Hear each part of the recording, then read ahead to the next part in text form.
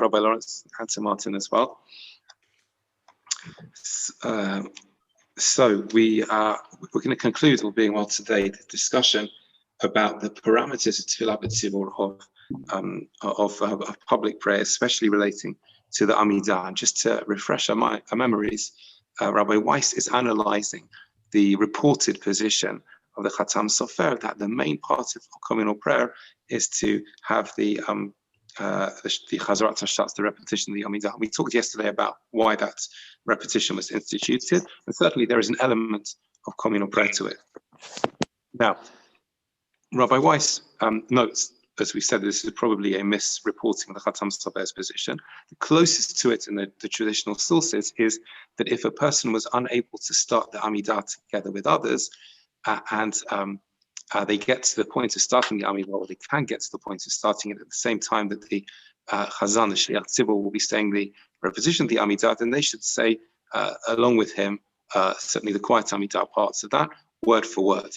And somehow they get a part of the mitzvah of Tefillah B'Tzibur. And from here, Rabbi Weiss describes, again, based on many sources before him, the two parts of Tefillah B'Tzibur. The first is that when many pray together in one place and at one place, that's considered Tefillah B'Tzibur. And what is that Tefillah? That is the Amidah. So what this means is that ideally, everybody, but at least a minyan of people, start the quiet Amidah at the same time and say it at the same time. That is the definition, certainly for this purpose, is Tefillah B'Tzibur. And if there is a situation where many people are praying in the same place, but not all of them know how to pray, then one of them fulfills the obligation of all of them in his tefillah, and that's also Tefillah B'Tzibur. And that's one of the classic cases, which perhaps the person taking notes of the Khatam Sofer was referring to, of somewhere where people either don't know where to read, or don't know how to read, or don't have Sidurim or other text with them, and they will need to listen to the Chazarat HaShatz, the repetition of the Amidah, with the intention of fulfilling their obligation to pray and answering Amen at the end of every bracha.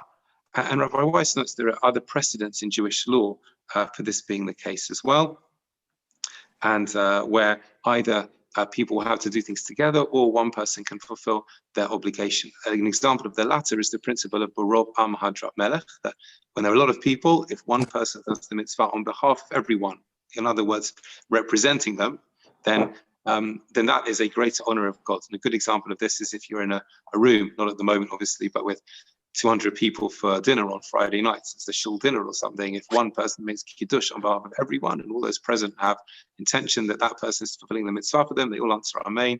That is good according to this perspective. That is Barov Am Hadrat Melech, with lots of people together. That's a greater glory for God.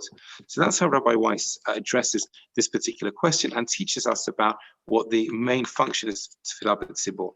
In his next essay, which all being well will start tomorrow, he analyzes the question of how to achieve this idea of Tefillah B'Tzibur and whether it can be achieved, i.e. of at least 10 davening together and starting the Amidah at the same time.